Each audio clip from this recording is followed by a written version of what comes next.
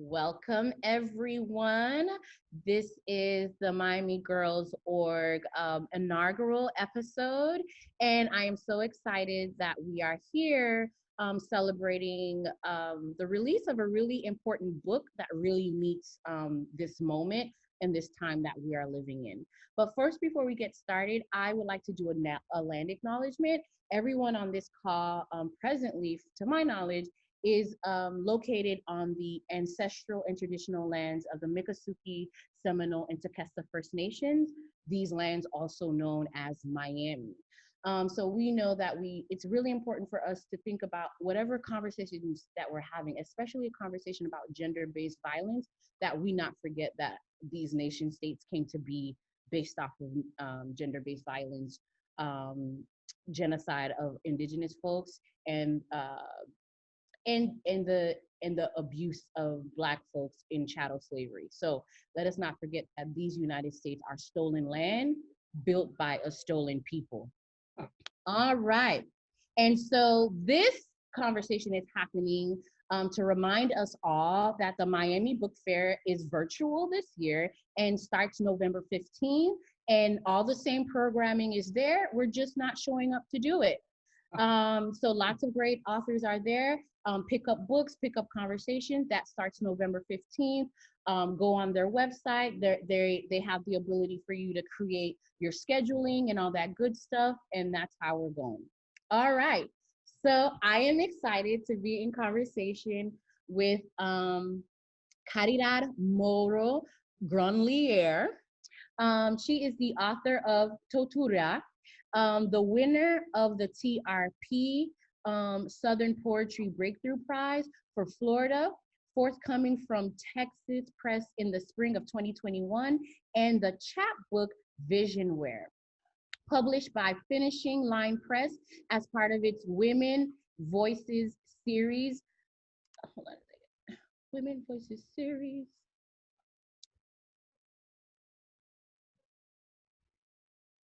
Women's Voices series. She is the contributing editor for Grabbed, Poets and Writers Respond to Sexual Thought, Empowerment and Healing, Beacon Press 2020, and an associate editor for Swim Every Day, an online daily poetry journal.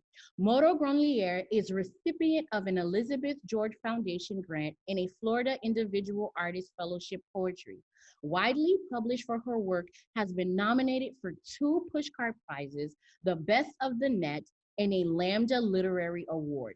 Ms. Moro Gronlier is a dual enrollment professor of English for Florida International University in conjunction with Miami-Dade County Public Schools, as well as the English professor for Miami-Dade College. She resides in Miami, Florida with her family.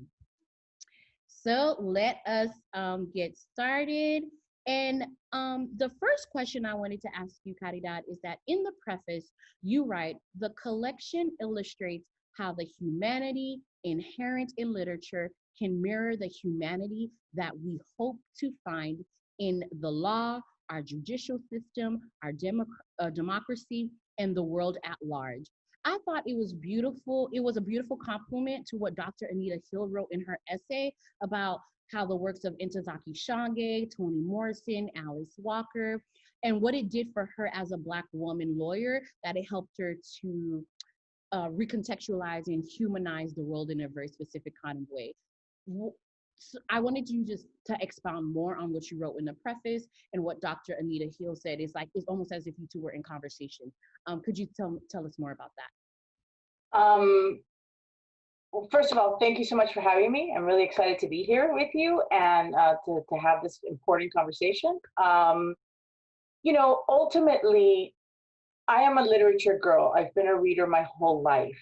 And before, I often marvel, and I'll stand, it brings to mind, I went to Ireland once, and that was because I had read a book, and I stood there in Ireland, this little Cuban girl from Westchester, and my mind was blown because my life should not have led me there according to the life I was being taught to live, right? So literature gave me the opportunity to dream, to reside in someone else's skin, to acquire empathy, great empathy. So for this book, these stories are very vulnerable. And I really believe that if we were in conversation more often with one another, maybe even one-on-one, and we heard each other's stories, that it would be nearly impossible not to be moved, not to connect, not to shift our paradigm in some way. So my hope was that that this book would reach out to people not only individually, but that would also would carry each event would plant a seed in somebody else's mind, and that seed perhaps could become kindness or the moment to stop and rethink of something that you thought you knew. We're so used to being so sure of everything when really we're not sure of anything at all. And sometimes it's only literature that allows us to do that kind of wondering. And then those little individual moments, it has a it has an effect. It's like a stairway. Each rung leads to another level. So if we begin to have these conversations privately, and that spills over to the public sector, and then the public sector spills over into perhaps a legislator who is moved by a particular plight of one person and enacts a law that then speaks to the atrocity that had been committed to that one person, that is what I think I meant in terms of, you know, not just my moment with the book, but that perhaps that moment can spark all sorts of change. And that was the goal and the reason why I connect all those things. And then to bring in, Professor Hill, forget it. When I got that email, I was dead. I was dead on the floor. That's it. Um, and she so beautifully connected art and the law. And isn't that kind of where we get our ideas anyway, from art, in terms of what we should strive for in terms of our humanity? And shouldn't the law be something enacted to preserve that humanity rather than to take advantage of it? So I know the goal is very lofty, but I really do believe in my heart in the power of literature to not only change minds, but perhaps more importantly, to change hearts. And when you change hearts, then maybe we can get some changes in the law. Yeah. And so could you talk about more of the form? Because like, obviously it's an anthology, and typically when we come to conversations about rape culture, gender-based violence, those tend to be like more essays, tend to be more academic in a very specific kind of way. And then you have an assembling of a whole bunch of kind of poets, and calling other kind of poets or people playing with prose in a very specific kind of way to talk about gender-based violence. Why that form? Why that medium in that particular? Really, we didn't. When we put out the call for work, we tapped into the people that we knew. So the four editors were all poets. So we contacted the poets first, and then from there we had people who were recommended, and we didn't ask for poetry. We asked for a story that had to do, and that story could be in poem form, in prose poem form, in a short essay, what grabbed meant to them. And that grabbed could be physical, emotional, intellectual. So really, we were very hands off. And what we were getting were a lot of poems and a lot of almost journaling. It was, nonfiction memoir type of feel to the prose pieces. And you're right, they're not academic, because I don't know if you know, but there isn't an anthology about this out. This is the first one. And I think the academic kind of, as an academic, that's drier, right? There's a distance because you are on it, but not in it. Whereas these pieces, they're in it. Some of those pieces, like my own, the Too Old for That Now, I've never spoken about that to anybody. And when I wrote it, it came out almost in a first draft, because obviously it had been with me a long time. And I am a poet, but that couldn't be contained to a poem. So I think it's kind of an answer, but not really an answer, because there was no method to our madness. And as we got the work, it became clear that we were excited to get anything we were getting from these authors because of how vulnerable they are, the pieces, and because it was their expression, whatever that expression might be. So in thinking about that, I would love to ask for you now if you could read this powerful piece that I just really want to get into, because there is a way in which it's just like we've all have been trained to watch all of these Law and Order, all of these different things. We've seen the Kavanaugh hearings, we've heard the Me Too, read the Me Too stories, but there is just something when I read that piece that I was just like, oh, like I literally like sat back in my seat and I was just like, I get this, I feel this. Like this is the power of storytelling in a very specific kind of way. If you could just bless us with that, I'd appreciate it. I would love to. Thank you. So this is one of those mental grabbings, and I say that because I don't want to in any way imply that this occurred anywhere other than in my head. But so we'll get into that a little bit in a bit. At least I didn't rape you. The wine we shared did it. You leaned in and offered me some killer advice because we both turned to look at the brunette who passed our table on the way to the bathroom. Since you're into chicks, you might as well think as if you had a dick. You have the power of preemptive strike. Just follow her into the john, wait until she leaves the stall, then push her against the wall. Take what you want. Most guys won't admit it, but if we had our way, we'd knock you down, spread your legs, and plunge ourselves into whatever we want. I consoled myself with all that could have been worse than discovering you were the kind of man my father would have understood, the kind of man who considered a woman nothing more than split and cleft, orifice, cavity, study in absence, a maw, a void. Worse than my girlhood, litany of less than, Bobby hammered into my head, the worst of his words exhumed and corroborated by the pick and spade of your confession. Iha, a key that opens many locks is a master key. Don't be the slut with the busted deadbolt. I'd rather kill you than let you become a whore. At least I didn't rape you. Don't you know how lucky you are?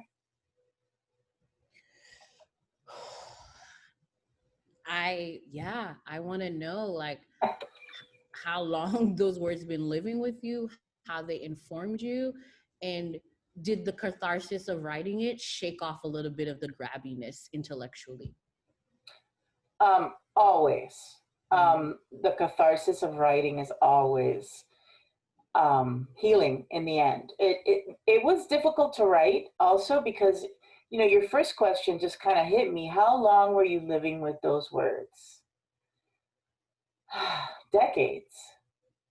Decades until I was speaking to Nikki Mustaki, my fellow editor, who is a friend of mine from college. So we've been friends for 30 years. And we were discussing that. And I said, you know, my father should tell me, oh, you know, at least I didn't rape you. And she said, she stopped and she said, well, I guess then it must have been an option. And that just killed me because I had never thought of it that way. And on some level, it made me believe that if in fact that did happen to me, it would be my fault, right? Because that's the narrative behind that. And that feeling of being shamed and guilty for something that had never even happened, and that I was involved in my own violation was very trippy on my mind. And I think I'm Cuban American, and the machismo is really heavy duty. And, you know, I don't want to imply that what my father said to me was something that he wanted to act out, or on the contrary, in his mind, that was like the height of his protection. He had gotten me, his girl child, problematic in the fact that I was female, through the world, a world represented by men, quite frankly, who thought like him, that we were less than, that we were weaker, that we weren't capable of protecting ourselves, but that he had done that. At least I didn't rape you. Acknowledging, of course, that we live in a extremely violent culture against women, but rather than come at it like that, he put the onus on me. Yeah, and I think it dovetails to like your other piece in the anthology about like you're too old for that now, and like how you know, we don't want to downplay the fact that like what it must be like for men who know patriarchy intimately, who know what they are capable of doing, who know what their comrades are capable of doing, their counterparts are doing, and then to have a femme girl child. And what it means is like, I want to protect you from men like me. And then in protecting men like me from you from men like me, I somehow shut myself down and off from being able to love you the way I want to love you and I need to love you as your father. But like all of that other stuff that we don't discuss, that parents don't discuss, gets all caught up in that. And so, yeah, what your thoughts and feelings around that? I'm hearing you, and I still can't discuss that with him. Like, I would not be able. He hasn't read this poem. He probably never will. He would totally see it as a violation, and I'm a traitor. I'm putting him in this light. We still cannot have this conversation because he still, on some level, believes that. That's what he believes of men. That's the other thing. It's not even a certain type of man, of men that at their base, which is why, and that conversation took place with a friend of mine, like, oh, you're into chicks, why don't you do this, right? So not that conversation with him, and when he says to me, we won't admit it, but we would all rape you, every one of you. It struck me because then it kind of confirmed what my father had believed. And I always fought that, right? I was always like, you don't know what you're talking about. They're not all the same. They're not all like you. They're not all machista. But that was a very resounding rebuttal to my thoughts.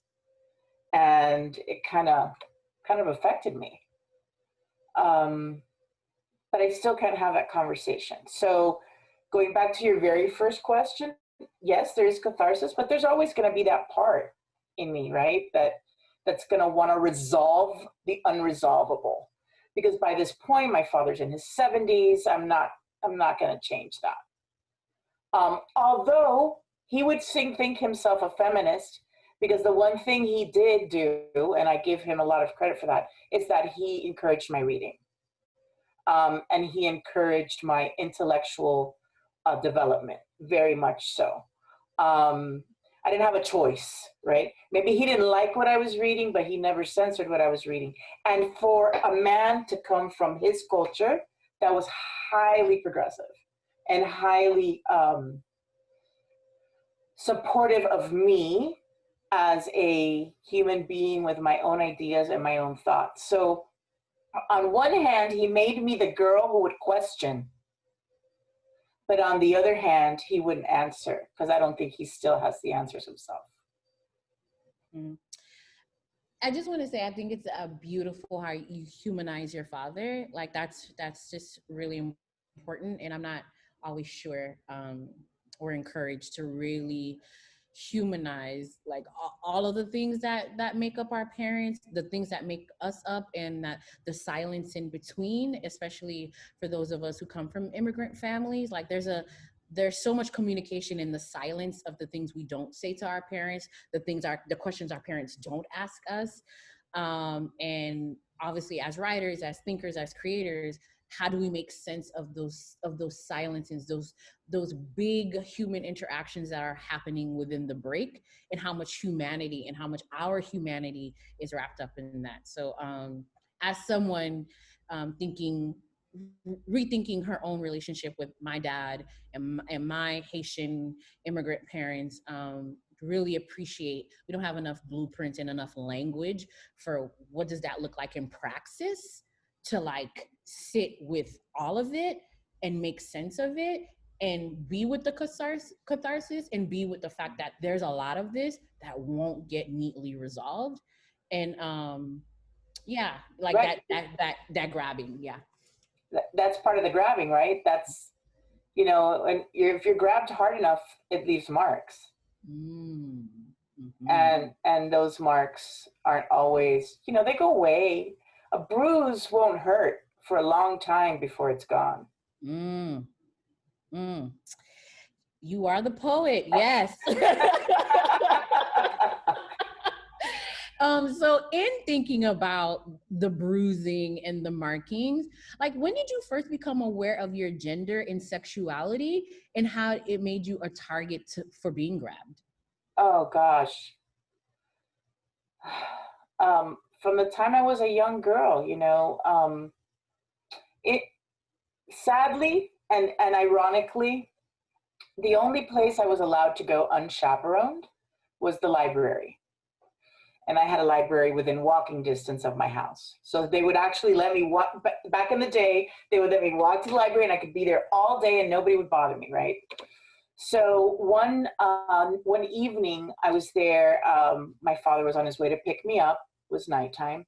And as I walked out, there were these sculptures outside, and there was a man in your, stereotypical trench coat masturbating. I was maybe 10, and it floored me. It scared me. I can still remember how it felt in my body. That was the first time I knew that maybe being out in the world alone was going to be scary. And I remember I backed up. It had automatic doors, the library, and I backed up and stood next to the payphone, and until my father's. Sorry about that. Then I walked out, and I didn't tell him because I knew that if I told him what had happened, bye bye library. And the victim, would end up paying for what he did. And I was not about to give away my agency in that way, even in that very young age. But that also taught me shame. It taught me that I knew he would ask me, what were you doing? Why were you outside? Why you? Why you? And I didn't know why me. Obviously, now I know, I would say it could have been, it wasn't about me, it was about him, it was about power, but I knew that. So from that moment on, I was very wary in the world. And women, we have a lot of stories about how we are, from microaggressions on the daily to these scary moments that we just escape by the skin of our nose, to downright assault in every capacity. So that's part of you mentioned Alice Walker. Toni Morrison and Alice Walker are, for me, like the goddesses. I bow to their temple. And Alice Walker wrote, "A woman never made me afraid to walk the streets at night."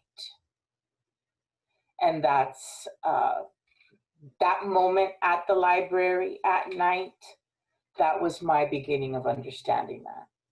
And then in terms of being a girl, I'm thinking back, like, don't sit on the ground to play jacks in a dress because you're supposed to be ladylike. In kindergarten, I got in trouble because I was chasing this boy who I thought was cute and I wanted to kiss him.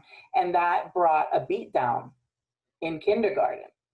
Because what did that mean, right, about me? Oh, I was flirty. I was treading into that whore category. So we got to shut that down. And that's when I knew. Because the violence, that's what's so sad. The violence was not just external. It was internal too. It was how I knew I was seen in my home as something to be controlled, something to be molded, to be a certain way, nothing that had to do with agency or autonomy or just loving me for being me. I don't think I ever felt that. And that very much is tangled up with my being a girl or having been a girl. I'm always going to be a girl. I don't care. Totally. And I guess I would bring it to a more contemporary, like, what are your thoughts in readings of like this moment that we are in? I don't know if it's safe to categorize that we're safely in a post Me Too moment, and because I think we're still very much in it, but like, you've assembled this anthology, you've helped in assembling this anthology. I guess I'm interested in, like, what did you learn in putting all of these voices and editing these voices and putting them together, and how are you putting that in conversation to, here we are living through a global pandemic, However, we know that gender-based violence, if anything, is probably happening more so in close quarters, because we know that women and femmes and gender expansive people are more likely to be grabbed by people who are already in their lives and who kind of have unfettered access to them. So twofold, what did you learn in assembling this work? And how is it informing how are the story you're telling yourself about this moment? Um, when we first started putting together the book, directly after the 2016 election, when the sky had fallen, um, I cannot underestimate that, and then or overestimate that rather. And anyway, so we were a bunch of poets sitting in the author's lounge at the book fair, to bring it right back to the book fair, because that's when it was born, and we were literally crying, and just nowhere to put our grief, our disbelief that we had elected this man, or they had elected this man, whoever they is. So as we were walking, we were leaving, we're going to go see Rita Dove, who is in the book. And, Rita makes everything better. And on the way over, I turned to Nikki and Elisa, and I said, we need to start an anthology and call it Grabbed. And they stopped, and that led to a conversation about who among us hadn't been grabbed in some way, either physically, mentally, emotionally. And that was 4 years in the making. The book just came out in October. So it was a very long process. And part of what you spoke about post Me Too, in the beginning, we were really worried, right? We were like, oh, we're going to lose the zeitgeist of this moment. It's going to go away if we don't get the book out immediately. We've lost our window. And of course, every month it seemed, or at least once a year, some other horrible thing would come to light that would go ahead and tap us on the shoulder and let us know, A, the moment had not escaped us, and B, it probably never would. Because while there is more acceptance now in hearing the narratives of supporting the victims within the Me Too movement, we can agree here that the system has not yet buckled in any significant way.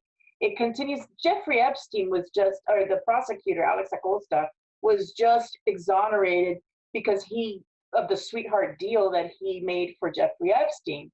And I quote, he used bad judgment. What does that even mean? My gosh. So we live in a culture, we live in a system where, we pretend, oh, Me Too movement, a few people got fired, everything's fine, leave me alone, women, right? Because what happened after the Me Too movement?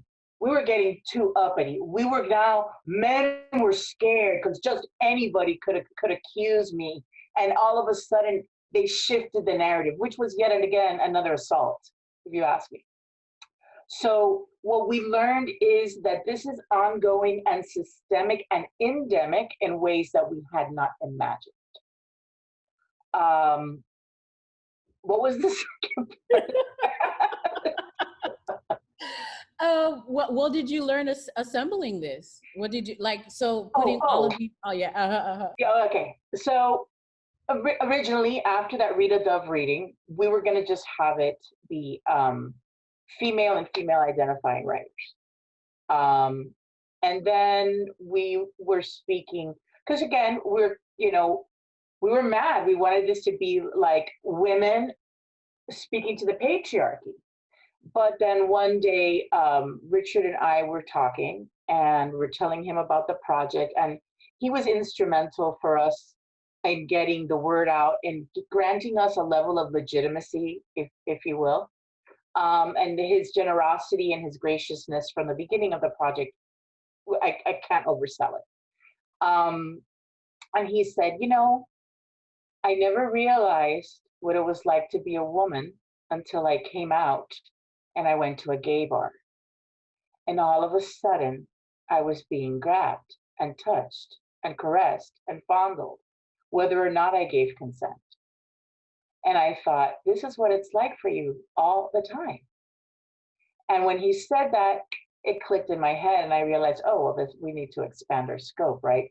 because the last thing we wanted to do was to marginalize the marginalized. And he was so clear in that, and I heard it so deeply that actually was a paradigm shift for all of us, for the other three editors, because we hadn't considered that. Because this Me Too also sets up these juxtapositions, these binaries that they need, right, to keep us in our places. But when you gather everybody into one collection, this is what you get. Because actually, some of my favorite pieces come from the cisgendered men who would never speak of this, who would never cop to this, and yet they create these heartrending instances of vulnerability in childhood. And I think that is something we don't talk about enough. That boys are just as vulnerable, especially young boys, as girls. Mm-hmm. And that's what I learned, what I took from that we all have a story, unfortunately. Going back to the first point, and that when we really started asking men to contribute, some shut us down. Some said, I don't have anything for you. Mm-hmm.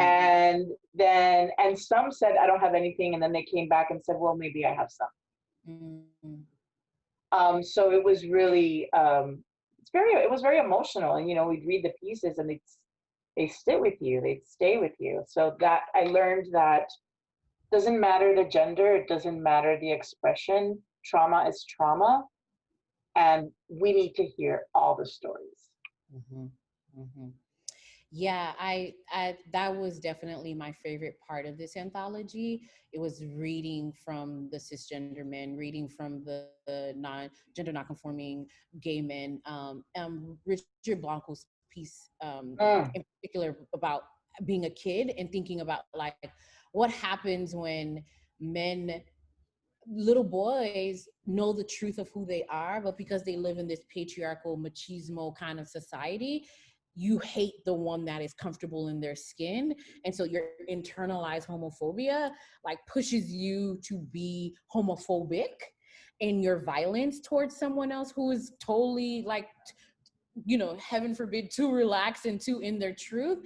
And I was just like, oh man, I know this story too. Oh, like, yeah, that hating that which you are. Yeah. And that's exactly right. That's exactly right. And we hate that we find in ourselves, right? When you're in that particular mindset. Oh, absolutely. Mm-hmm.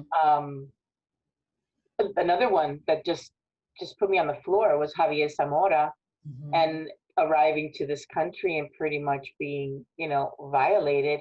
And you want to talk about is it relevant? We're missing 666 children at last count, who were taken by the United States government. You think they'd be able to, know where they are. Not only that, an unfathomable amount have come forward with claims of sexual abuse. So here he's writing about this experience that happened years ago, and it's still happening. And I just could not get that child that he's writing about out of my head. So, mm-hmm. when you asked initially, how does this relate like to the law? I don't know how you would get into a conversation with Javier Zamora about that particular experience and be able to frame immigration in the same way again, unless you are just absent of any sort of humanity. And that's another conversation. Yeah, and also obviously we just learned like what's happening to undocumented women in ICE protection whose uteruses are being stolen from them without their consent. And so again, like just thinking about like what I think the anthology does really well is really complicates what gender-based violence is. Because it's just not one thing. Like there's the intellectual grabbing, there's the physical grabbing, there's the almost crime committed, like all of those transgressions, so that we understand how complicated and messy human relations are and how easy it is to be grabbed.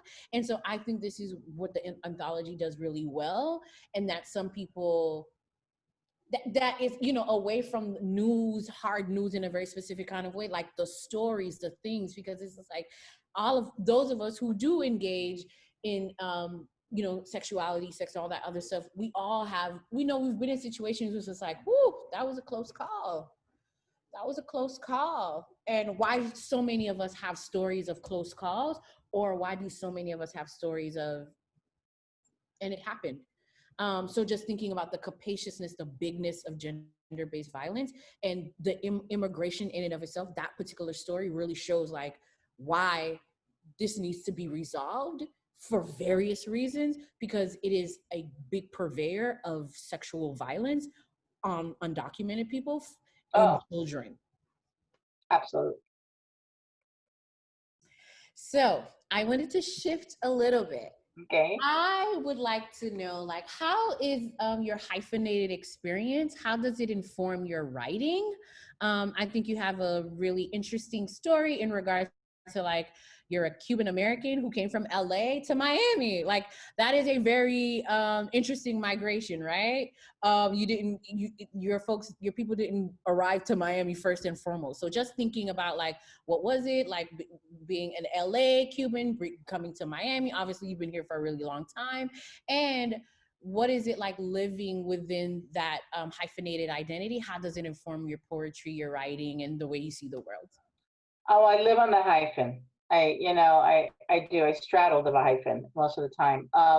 It's funny because when I lived in LA, uh, it's much more spread out than Miami is, right? So you can live in LA and be like 2 hours away, and in that way, as we weren't Mexican, which was the primary Hispanic group that we saw all the time. We went to Mexican markets to buy stuff to make our food, but there wasn't any Cuban, enclave, if you will. So when we would hear people speaking in Cuban, we'd stop, no matter where we were. We'd be like, "Oh, es a cubano, es a cubano." So we would go and we would approach them. And I was a child, but my parents, either one, "Oh, are you Cuban?" And that's how we would, like, have touchstones in the community to feel less alone. So I felt very Cuban. I never feel more Cuban than when I'm in LA, because it's almost like I'm representing.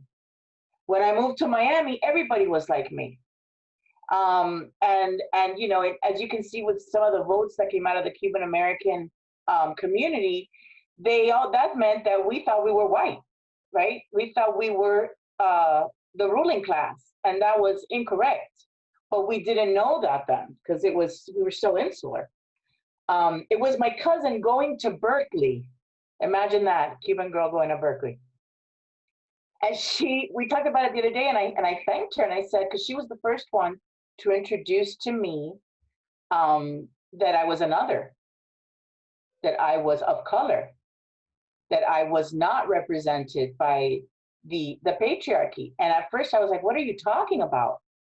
And again, it's about ideas, right? And what you're exposed to and what you learn and what you think about.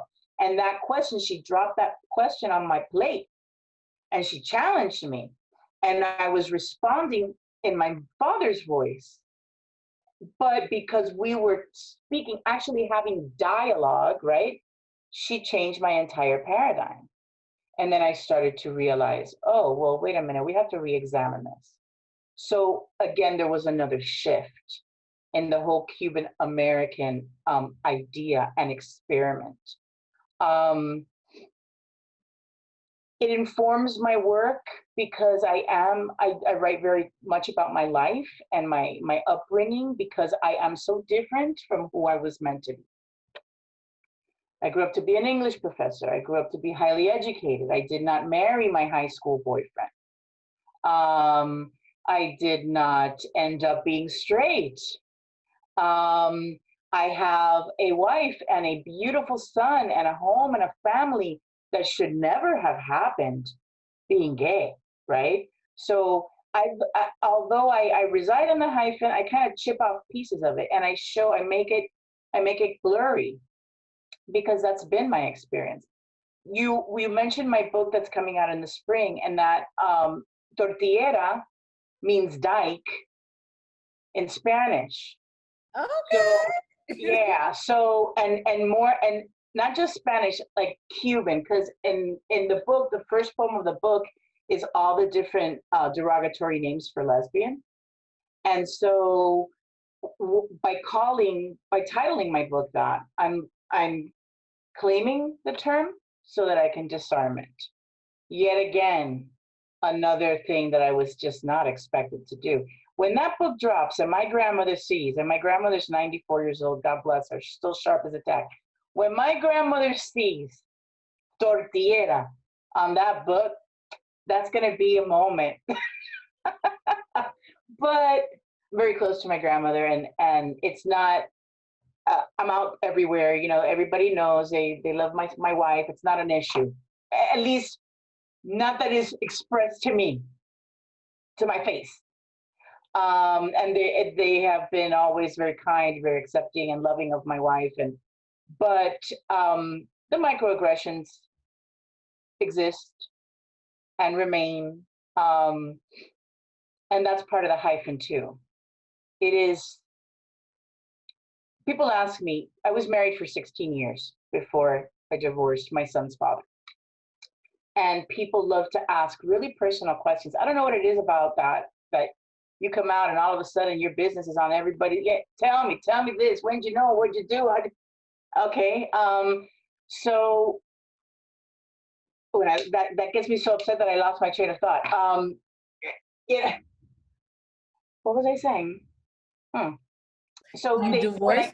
I divorced my ex-husband, and when I came out, people would ask me, "How did you didn't know? When did you know? How did you marry him if you knew that you were gay?" And the truth of the matter is that I did not have the schema to imagine a life with a woman. And that whatever attractions and I was the girl that had like one super best friend. I had, some friend, but like my girl. And I see now that those were sexless lesbian relationships that I was in actually. And that's the emotional attachment was always to women, always to women. So, but I could be a lesbian, marry a woman. Are you crazy? That never. So I would subvert any desire then as I got older when the sexual component was added to my attraction to women, that just kept getting pushed down until it just couldn't be subverted anymore. I just planted some caladium bulbs, and I don't know if you know caladiums, but they will sprout all the time. And I had put a pot on top of the caladium bulb, and it should have not come up, but it found its way under the pot and it bloomed. Because you can put anything you want on top of a bulb. What's meant to see the light will come through. And that's what happened to me. Sooner or later, I could no longer tell myself a story. Oh no, because I'm attracted to her, but I'm not really gay because it's just about her and it's not a gender thing and blah, blah, blah, blah, blah, until I was finally able to. You talk about homophobia. The inner homophobia was super heavy. And I would say, oh, but I have a ton of gay friends. Of course I'm not homophobic. But that was different. It was about the internal. And I guess the fear and the not being able to frame a life that I wanted with a woman in my own mind kept me mired in that shame and the not being able to truly admit who I was. And when the caladium bulb did stick out, there was no hiding it, because those caladiums are so beautiful. And why would you want to cut them? Whew, well, I need some water after that.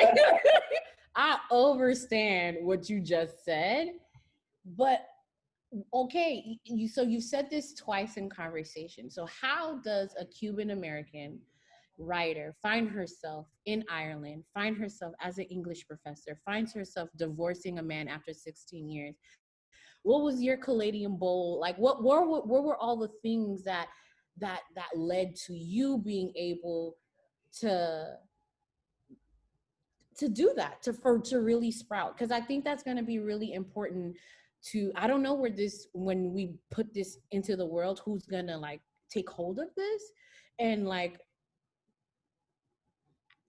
not that there's a blueprint to freedom and to liberation, there's not. However, I think it's really I want to know, like, really, like, how did you, what were the little things, what were the things that happened that like allowed you to arrive and to be in complete possession of yourself, to self-determine in such a way to let go of all of those scripts and become the person you are today? Well, I don't think you ever really let go of the scripts. You just put them away, or you turn them off, or you tell them to shut up, because sometimes I'll play that in my mind, whatever doubt I may have. But partly it was education. Um, I went to graduate school, changed my life, taught me to think for the first time, not regurgitate, but actually think and come up with my own ideas. I was, no accidents. I was a queer theory major at the time, postmodernist, post-colonial, queer theory. I went to grad school in the 90s, so that was like what was happening then. Excuse me. And then every time I would read a text, and my reading started to get more sophisticated, more and more. I was always a voracious reader, but then I started to read the right things, right? And then I read The Color Purple, and Miss Seeley and shook me very much. And the idea that you could be completely subverted and yet be able to find the freedom through your connection with someone else. So I meet someone, a woman, who, and this is early, this is way before I'm able to leave my marriage, just it was like thunder striking me. I just looked across the room and I knew that woman was just going to be central in my life. And she was, not to the point where I'm leaving my husband, but that was the open door. She was also even though she was half Cuban, she had lived another life. She had gone to the Ivy League. She was more sophisticated. She came from more money. So she started to like open up my world experiences, have more conversations. So I started to change, and I started to outgrow my ex-husband intellectually. And I think that was really the first step in being able to do this. That led me to therapy. Therapy led me to being able to accept myself. And then I met the woman who I fell in love with, and who said to me, quite frankly, she pushed me out of the closet. She said, if you want to be with me, you got to be with me. And who do you want to be? And I said, I want to be with you. And that was really complicated, really difficult, really heart-wrenching for everybody concerned. Now I had a child, I had a husband, didn't want to hurt anybody, but I knew that ultimately I would not survive if I did not change my life. And that my fear about preserving my son's family, which was really the main fear, I wasn't going to serve him by lying and being, having whoever on the side and just staying married to be staying married, because sooner or later he'd grow up and ask me, why were you lying all this time? So my desire to be in integrity and to be honest and to forge a relationship with my son, not just in childhood, but one that would go forward into his adulthood, had to be based on my willingness to be truthful and to be honest to myself. So that was really the beginning of when I started to own that. When I leave my husband, I lived on my own. I didn't move in with that woman. I'm not with her now. She's not my wife now, but she was the catalyst. We didn't live together, but I started to, for the first time, I was living alone. I was doing everything by myself. I was raising my son. I'm great friends with my ex-husband. I was able, and I'm so proud of that, to build a life that I wanted. I didn't have a war with him. He thankfully is a very kind man who never wanted a war with me, never spoke ill of me to my son, which was a great worry. And now we built a community. He's friends with my wife. If my wife were to call him and say, hey, I need a ride, I broke down on the Palmetto, he would go. And my son, who's now 18, has been brought up in that. And he's a remarkable young man, remarkable, not because he's my son or anything, but he's kind and he's loving and he's understanding, and he pulls me out of myself. And that just makes me go, good job, Mom.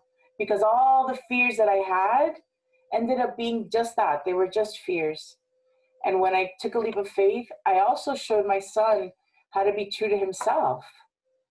And ultimately, that's, I think, the best thing I could offer him, the freedom to hear that voice, because right? We know, but sometimes we're not ready to know. And I think that I've helped him have permission to know when he knows. Ah, beautiful. Thank you for that. As we're getting ready to wind down, I want to know, like, what does poetry mean to you, and what's your relationship to your art and to your writing? Like, if you could tell what's a little bit of your writing process, because I recently reread Big Magic by Elizabeth Gilbert, because I'm a writer, and she tells this story in which she asks. She tells the story of someone else who asks creative writing students, like, do you love your art? And of course it's like, duh. And then the question is like, do you think your art loves you back? And your writing loves you back? And the responses were obviously not positive, but what Elizabeth Gilbert does is like kind of reframe that. It's like, we have to believe that if we are writers, that our writers love us back. And I don't think it's like a definitive, like, that everyone has to have that relationship, but it's got me thinking about writers, about like, what's your relationship to your writing, what's your relationship to your process, and what does poetry mean to you? Because like, one of my favorite ancestral mentors is Audre Lorde, and I've reread poetry is not a luxury, and all of those things about like poetry and the erotics and all those kinds of things. And so you are a poet, and I would like to know what's your relationship to your poetry and to your writing. Well, it depends on the day. When the words are coming, when the poem is just there, or there's no rush like that. And I could be at my desk writing for hours, and I don't need water, I don't need food, I don't need anything. But I think that's almost, we speak about duende, that's almost a spirit, the muse, it's almost another place. And there's nothing better than that for me. Some days I don't think the writing loves me, and that's just, to me, a little tap on my shoulder that I got to do better. Sometimes you need to put things away. I'm not someone who writes immediately. I can't write when I'm in it. I'm too either depressed or just lethargic. I just can't. But I am a great miner. I mine the experience. I take notes. I am sometimes things will strike a chord in me, and it'll come fully formed. But that's not very often. I will admit that when I'm writing, especially essays, I am known to cry, throw tantrums. Why do I do this? I don't want to write. Why am I bothering? I'm never writing again. This is the last thing, which of course is not true, because I don't have any choice in the matter. I need to express myself. I think poetry saved me. I've been writing poetry before I even really knew what it was. Going back to I'm an organized pack rat, but I have my journals from the little ones that will come with the keys that were 5 years. I have those still, and I see it in the poems I would write. So for me, it's very much a part of an expression that is of me and otherworldly. I sing, I'm musical. I think the two go together. That my love as a child of music naturally led me to poetry, and in its most rudimentary forms, the idea of prosody and rhyme and meter and rhythm. And the more I read, the more I want to read. Like, I just got like the Best American Poetry 2020, and it's a lot of times I'll read something and I'll be like, oh, I should have written that, and then it'll take me to go write something else, because it's not going to be that, but it was inspired by that. So, and it's just formed me. So many of Alexis Rowan Francher is a poet that I'm all about right now, and she wrote a poem about her son's death. And I was telling my wife about the poem because it was nominated for a pushcart.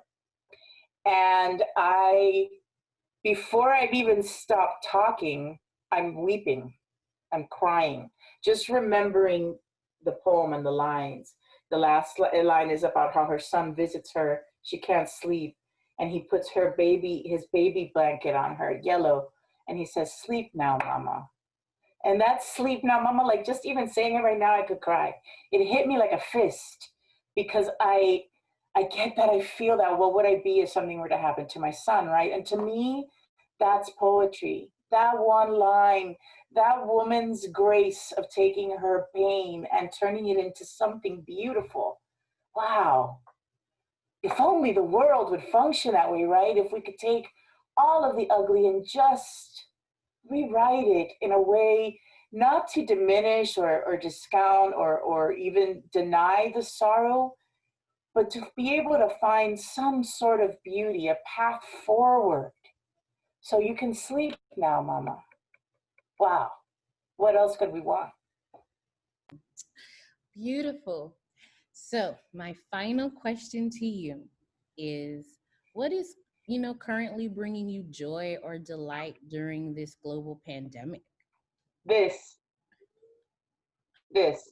The book has been a saving grace for me. It's not, I'm not gonna lie. It's been hard. It's very difficult. I was just actually speaking about that, accessing joy. Mm. Joy has been a little bit muted lately. I think we've all been under, we still are, this incredible stress with the pandemic. The election took a lot out of me. My fear that it wouldn't turn out the way that it did, no matter what people are admitting or not. It turned out what I had hoped for, but I was worried. So I've been very stressed, very worried, very fearful, watchful. I haven't seen my friends in the way that I would like to. So these moments when, I get to look into your face, even though you're not in front of me, and I feel connection, and we're talking about these issues and talking about art and life and how we can make something a little bit more beautiful, that sparks joy.